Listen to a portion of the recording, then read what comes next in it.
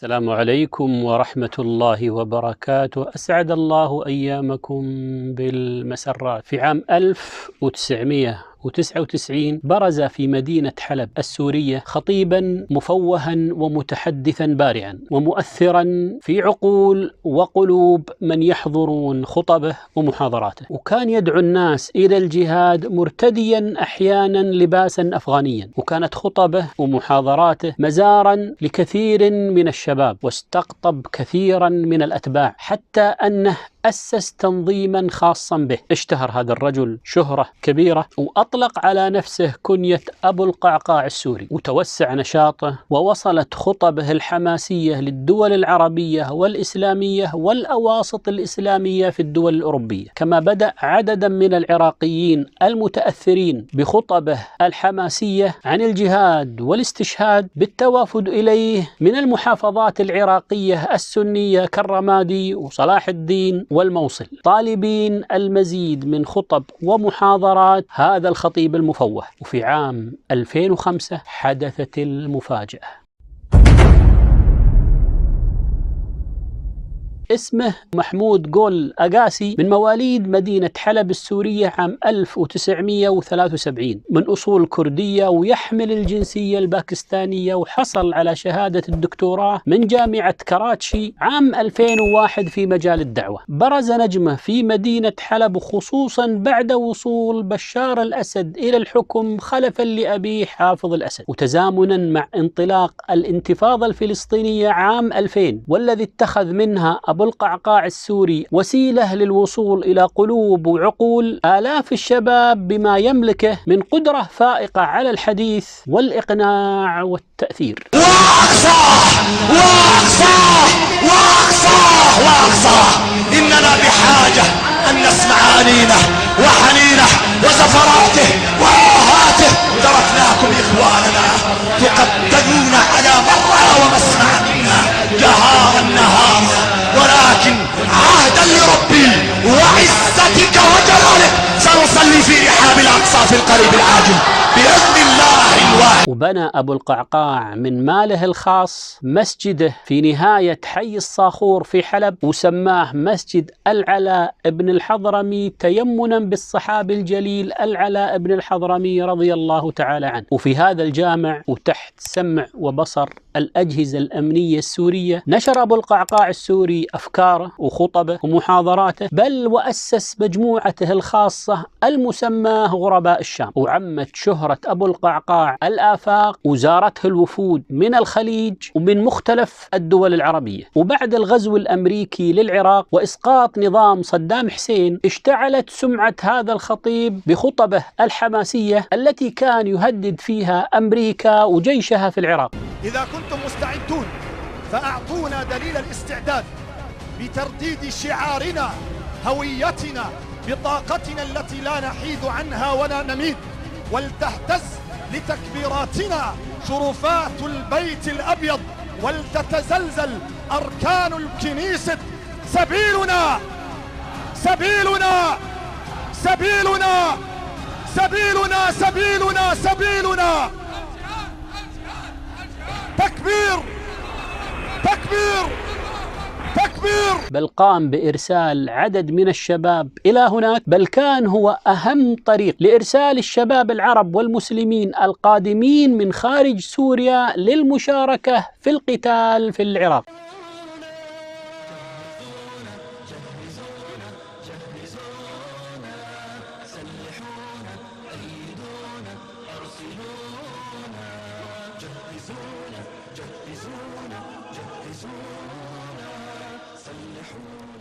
وفي عام 2003 فاجأ هذا الخطيب المفوه والثائر المتحمس والجهادي البارز محبيه ومريديه بعدم إعلانه الجهاد الذي كان يحضر له والذي كان يتكلم عنه كثيرا في خطبه ودروسه، معللا ذلك بعدد من الأعذار. أما في هذه المرحلة علينا بالتريث حتى نستبين الأمور، تستبين الرايح، يستبين الوضع، تستبين الساحة، حتى نعرف أين موقعنا ومن سنضرب، وسنضرب لمن ولصالح من، ومن سيستفيد من دمائنا وأشلائنا، ومن سيبيع ويشتري فينا. هذه الخطبة كانت صادمة للآلاف من مريديه. مع مرور الأيام بدأت الشكوك والتساؤلات تدور حول هذا الرجل، وصلت إلى حد اتهامه بالتعامل مع عناصر الأمن السوري من أجل إيقاع الجهاديين واستخراج من أرياف سوريا من تكون عنده قابلية لحمل هذا الفكر، لاعتقالهم أو قتلهم على الحدود السورية العراقية. بل أصبح أبو القعقاع نقطة تجمع يعرف من خلالها الجهاديين في سوريا بل والعالم الإسلامي، مثل ما تفعل دولة قطر الآن. فإما يتم إرسالهم إلى النقاط المشتعلة من العالم أو اعتقالهم في السجون حتى يحين وقت الإفراج عنهم واستخدامهم مرة أخرى كما حدث بعد الأحداث في سوريا. بعد هذه الاتهامات اختفى أبو القعقاع السوري من الساحة واختفى عن الأنظار، وبعد فترة من الزمان ظهر في تسجيلات في دمشق يغني ويدخن وحليق اللحية في تغير واضح.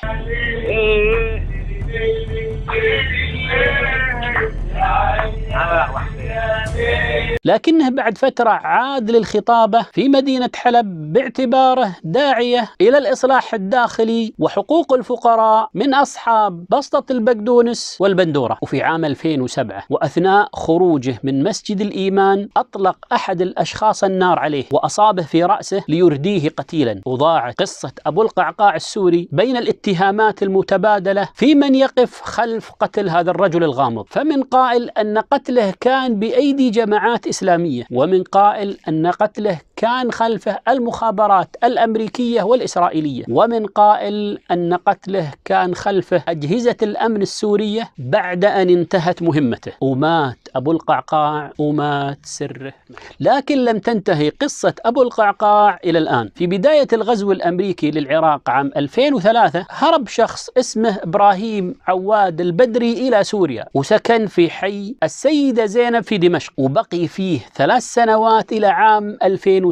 وخلال بقائه في حي السيدة زينب في دمشق كان إبراهيم عواد البدري من أعز أصحاب أبو القعقاع السوري، وجمعت بين الرجلين صداقة مشهورة ومعروفة، ليكون بعد ذلك إبراهيم عواد البدري يملأ اسمه وسائل الإعلام باسم أبو بكر البغدادي، والذي أنشأ خلافته في العراق وأصبح زعيما لتنظيم داعش، والتي انتشرت انتشارا سريعا وغريبا وانهال عليها الدعم المالي والإعلامي، وحققت في أشهر ما تعجز عنه الدول في سنوات. وقصة داعش قصة أخرى. وفي عام 2019 أعلنت وزارة الدفاع الأمريكية عن مقتل إبراهيم عواد البدري أو أبو بكر البغدادي في غارة أمريكية في الريف الشمالي لمحافظة إدلب السورية. وبمقتل أبو القعقاع وأبو بكر البغدادي هل انتهت السالفة وطويت الصفحة؟ أغلق الكتاب أم لا؟ الحقيقة المرة أنه لا زال هذا الكتاب مفتوحا. تلميذ لأبي القعقاع السوري تربى على يديه وعلى يدي صديقه المقرب إبراهيم عواد البدري أو أبو بكر البغدادي خليفة تنظيم داعش، ولا تزال شخصية هذا الرجل الذي سوف نتكلم عنه محل جدل وأخذ ورد إلى يومنا الحاضر، وهو ما عرف لاحقا باسم أبو محمد الجولاني. فمن هو؟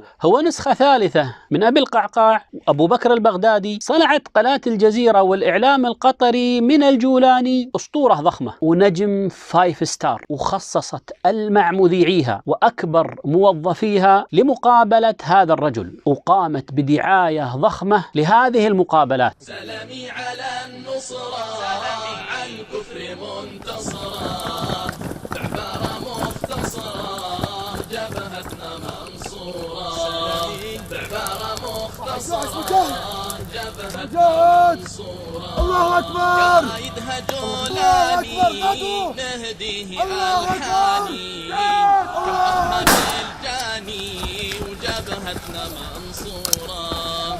المقابلة الأولى كانت مع تيسير علوني في عام 2013 في برنامج لقاء اليوم، والمقابلة الثانية كانت مع أحمد منصور في برنامج بلا حدود عام 2015، وظهر فيها الجولاني مخفي وجهه عن المشاهدين لإضفاء هالة من العظمة حول هذه الشخصية. وقالت قناة الجزيرة في التعريف بهذا الرجل: اسمه أسامة العبسي الواحدي، ولد عام 1981 في بلدة الشحيل في دير الزور، أكمل تعليمه النظامي ثم التحق بكلية الطب ودرس الطب البشري، ثم غادر إلى العراق بعد الغزو الأمريكي عام 2003. انضم إلى فرع تنظيم القاعدة في العراق الذي أسسه أبو مصعب الزرقاوي، وبعد اغتيال الزرقاوي خرج الجولاني من العراق واتجه إلى لبنان عام 2006، ثم عاد إلى العراق فاعتقله الأمريكيون وأودعوه سجن بوكا، وأطلق سراحه عام 2006، الذي انضم بعد ذلك إلى تنظيم دولة العراق الإسلامية وأصبح رئيس عملياتها في الموصل. وبعد اندلاع الاحتجاجات في سوريا عام 2011 عاد الجولاني إلى سوريا مبتعثا من تنظيم دولة العراق الإسلامية لتأسيس فرع لها في سوريا والمشاركة في القتال. هذا التعريف من قناة الجزيرة لهذا الرجل انتشر في وسائل الإعلام انتشارا كبيرا، لأنه هي السيرة الوحيدة الموجودة عن هذا الرجل الذي لا يظهر وجهه ولا يعرفه أحد إلا بهذه الكنية. وتمت صناعة أسطورة طالب الطب الذي ترك دراسة الطب ورغد العيش من أجل الجهاد. وفي عام 2016 أجرت قناة الجزيرة لقاء آخر مع أبو محمد الجولاني في برنامج لقاء خاص، لكن هذا اللقاء اختلف عن اللقاءات السابقة أن الجولاني كشف عن وجهه. ولما شاهد الناس وجه الجولاني ظهرت رواية أخرى في سيرته واسمه الحقيقي وحياته وماذا حدث فيها. تقول الرواية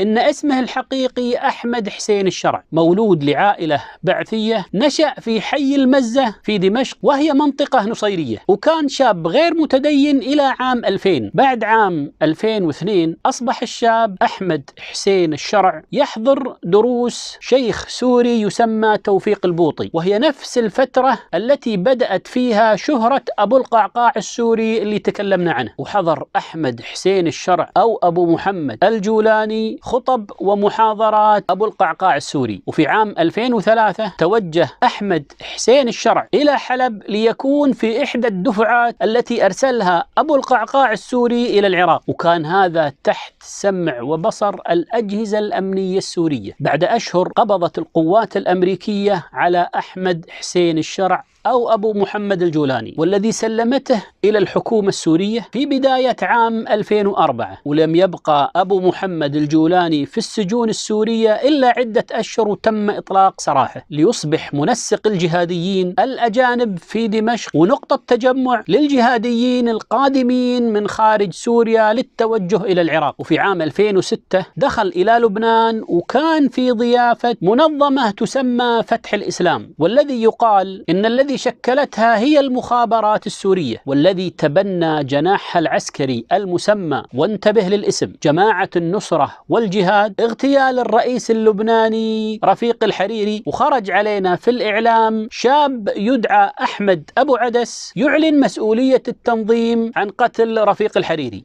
نصرة لإخواننا المجاهدين في بلاد الحرمين وثأرا لشهدائهم الأبرار الذين قتلتهم قوات الأمن التابعة للنظام السعودي في بلاد الحرمين، عزمنا وبعد التوكل على الله تعالى على إنزال القصاص العادل بعميل هذا النظام وأداته الرخيصة في بلاد الشام، قائل الإثم وآكل السحت رفيق الحريري، عبر تنفيذنا لعملية استشهادية مدوية تؤكد وعدنا بالنصرة بعد ذلك عاد أبو محمد الجولاني أو أحمد حسين الشرع إلى سوريا، ومنها توجه إلى العراق، واعتقلته القوات الأمريكية مرة أخرى، وأودع سجن بوكا للمرة الثانية. وجلس أحمد الشرع أو أبو محمد الجولاني في سجن بوكا لمدة 2 سنين. وسجن بوكا هو مكان خصب لتجنيد المخبرين وتفريخ الغلو والتكفير المدعوم من أجهزة دولية. وفي عام 2008 أطلق الأمريكان سراح أحمد الشرع أو أبو محمد الجولاني، لكنه لم يسلم إلى النظام السوري كما حدث في المرة السابقة، بل بقي في العراق. وبعد إطلاق سراحه أصبح أميرا لقاطع نينوى تابعا للبغدادي، ثم أرسله البغدادي البغدادي عام 2011 إلى سوريا بعد قيام ما يسمى الثورة السورية، وجلس الجولاني في سوريا سنة كاملة لم يظهر إلى الإعلام. وفي عام 2012 أصدر الجولاني بيانا أعلن فيه تشكيل تنظيمه ما يسمى جبهة النصرة لأهل الشام، ودعت السوريين في بيانها الأول لحمل السلاح والجهاد في وجه النظام السوري. وقامت الدعاية الضخمة لهذا التنظيم وقائده، وألبس هالة من العظمة لتحفيز شباب المسلمين للانضمام له. وتولت هذا الجانب كالعادة الإعلام القطري وقناة الجزيرة وتوابعها وإعلام الإخوان وتوابعه. وبعد مرور سنة كاملة وفي عام 2013 أعلن البغدادي الأستاذ السابق لأحمد حسين الشرع أو أبو محمد الجولاني، أعلن أن جبهة النصرة جزء من دولة الخلافة، وأنه تم دمج جبهة النصرة مع دولة العراق الإسلامية في مجموعة واحدة ستحمل اسم دولة العراق والشام الإسلامية، وتكون تحت قيادة البغدادي مباشرة. ولم يكد يمر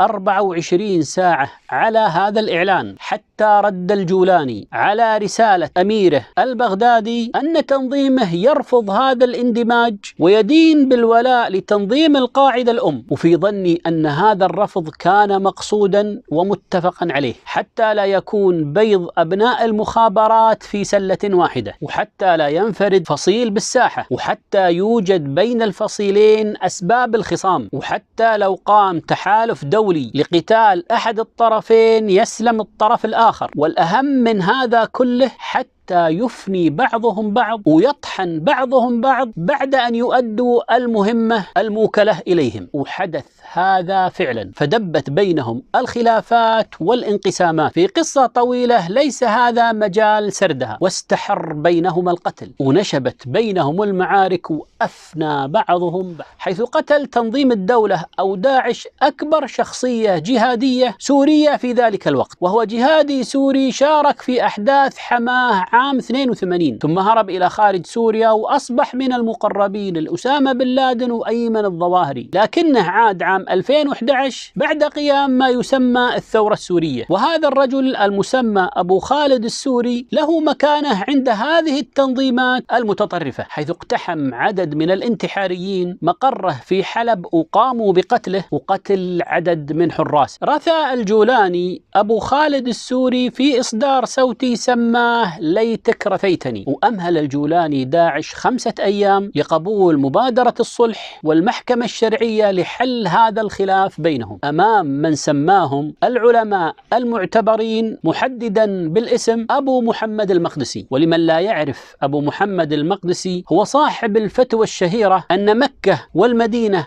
الآن دار كفر وليست دار إسلام، وهو من يترحم كثيرا على جهيمان مقتحم الحرم وقاتل المصلين والطائفين، ويقول أنه مجتهد أخطأ يدور بين الأجر والأجرين. وله كتاب شهير بعنوان الكواشف الجلية في كفر الدولة السعودية، كفر فيها الحكام والمحكومين والشرط والعلماء، ولم يبقى أحد ما ختم عليه بخاتم التكفير. أما الشخصية الثانية التي اختارها الجولاني فهو أبو قتادة الفلسطيني، وأبو قتادة الفلسطيني صاحب فتوى شهيرة بعنوان فتوى عظيمة الشان في حكم قتل الذراري والنسوان، أباح فيها قتل أبناء ونساء وعوائل الجنود الجزائريين بعد الانتخابات التي فازت فيها جبهة الإنقاذ، وأفتى فيها أبو قتادة الفلسطيني بجواز قتل وسبي نساء الجيش الجزائري في سنوات الدم المشهورة المسماه بالعشرية السوداء. أما الشخصية الثالثة التي اختارها الجولاني لتكون حكما بينه وبين داعش هو السعودي سليمان العلوان، وفعلا أرسل سليمان العلوان عبد الله المحيسني ليفصل بين الطرفين ويحل الإشكال بينهم، وهذا ما صرح به المحيسني نفسه وفي كثير من تغريداته على حسابه في تويتر. وفشلت المصالحة بين الطرفين واستحر القتل بين هذه الأطراف، وردت جبهة النصرة النصرة بقتل أبو محمد الأنصاري أحد أمراء داعش مع عائلته، ليندلع قتال مرير بين التنظيمين سقط فيه المئات ممن قال للسوريين والله ما جئنا إلا لنصرتكم. ومن مفارقات تلك الفترة شابين سعوديين خرجا من مدينة الرياض متصاحبين إلى القتال في سوريا بعد أن صدقوا كل الشعارات المرفوعة وأثرت فيهم كل الدعايات الإعلامية. وبعد وصولهم إلى سوريا انضم أحدهم إلى داعش وانضم الآخر إلى جبهة النصرة، وكفر كل واحد منهم صاحبه بل قتله. هذه الجموع الهائلة والآلاف المؤلفة من الدواعش والقاعدة والقادمين إلى سوريا جاءوا من المطارات التركية، وكانت معسكرات التدريب في مدينة أضنة التركية تحت سمع وبصر الأجهزة الأمنية التركية، مع العلم أن تركيا هي عضو في حلف الناتو. فماذا فعلت تركيا في الثورة السورية؟ وكيف باعت وشرت بدماء السوريين؟ وكيف شتتت فصائلهم وقضت عليها؟ هذه قصة ثانية نرويها لكم في الحلقة القادمة بحول الله. شوفكم على خير. السلام عليكم ورحمة الله وبركاته.